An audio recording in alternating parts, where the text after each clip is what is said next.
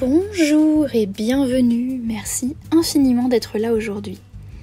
Je m'appelle Florie Vine, artiste pluriel et slow, et aujourd'hui, je propose de vous emmener dans la peinture de 3 phases de lune bleue et dorée. Et pendant que je peins sous vos yeux, je vous propose une discussion en voix off à propos du sujet du stress. À propos du sujet du stress et d'une chose que j'ai comprise au mois d'avril dernier, qui a été un mois extrêmement stressant pour moi alors que j'ai lancé la première mini-vente de la maison d'édition Café aux Étoiles, qui était au mois d'avril une vente privée pour les mécènes de Patreon, à la fois pour les remercier de leur soutien et aussi pour servir de bêta-testeurs et testeuses, ce qu'ils et elles ont fait avec grand plaisir. Merci infiniment à tous les mécènes qui ont participé. Et d'ailleurs, si vous avez envie d'avoir un petit peu de contenu bonus, de pouvoir assister à des choses en avant-première comme cette mini-vente, vous pouvez toujours rejoindre Patreon sur patreon.com/floriteller pour soutenir mon art et pour soutenir tous les contenus que je propose gratuitement en vidéo et en podcast. Tout ça pour dire que ça m'a laissé un mois d'avril extrêmement stressée.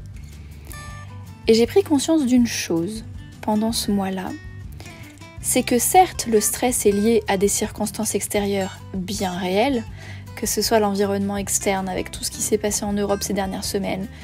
J'ai un collègue qui est en arrêt maladie, j'ai dû faire le travail de 2 personnes pendant plusieurs semaines, il y a eu cette mini-vente à lancer. Toutes ces choses-là, ce sont des circonstances extérieures qui ont accentué mon stress. Mais alors que je cherchais des moyens de réduire ce stress, j'ai pris conscience d'une chose fondamentale, c'est que la majorité de la sensation de stress, la cause majoritaire de la sensation de stress, ce n'est pas la liste de tâches objectives qui s'accumulent devant moi. La cause principale du stress, c'est mon propre cerveau, mon propre état d'esprit, mes propres pensées, la manière dont moi, je vois la situation, la manière dont moi, j'interprète toutes ces tâches qui se mettent devant moi, la manière dont moi, je prends quelque part, la réaction émotionnelle que j'ai face à toutes ces circonstances-là.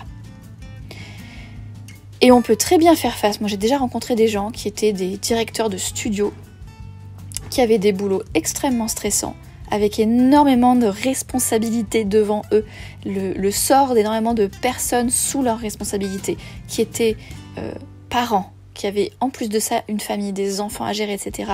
Et que j'ai vu rester hyper calmes, hyper sereins, consacrer du temps à leur famille, consacrer du temps à leur sport, et très très très bien gérer le studio pour autant, et ne pas du tout être stressé face à toutes ces choses qui objectivement pourraient être très stressantes. Et à l'inverse, quand je constate ma situation en tant qu'artiste indépendante, même si j'ai eu beaucoup de choses à gérer ces dernières semaines de manière objective, la réalité c'est que je suis quand même une femme mariée, donc qui partage beaucoup de tâches ménagères avec mon mari. Je n'ai pas d'enfants et je suis indépendante, ce qui fait que j'ai une gestion de mon temps qui est extrêmement libre, beaucoup plus flexible que la plupart des adultes de nos jours. Donc on pourrait se dire qu'objectivement, j'ai pas plus de raison que ça d'être stressée. Qu'est-ce qui fait la différence entre le directeur de studio hyper occupé avec le sort de plein de monde sur ses épaules qui reste serein et l'artiste indépendante qui, malgré le temps qu'elle a disponible, malgré la flexibilité qu'elle a de son temps, qui n'a pas d'enfant, etc., se retrouve stressée? La différence, elle est dans la tête. Et ça, plus le temps passe, plus je me rends compte de l'importance capitale de cultiver notre propre état d'esprit, de cultiver notre propre imaginaire intérieur, de cultiver ce qu'Arthur Schopenhauer appelle notre propre qualité de conscience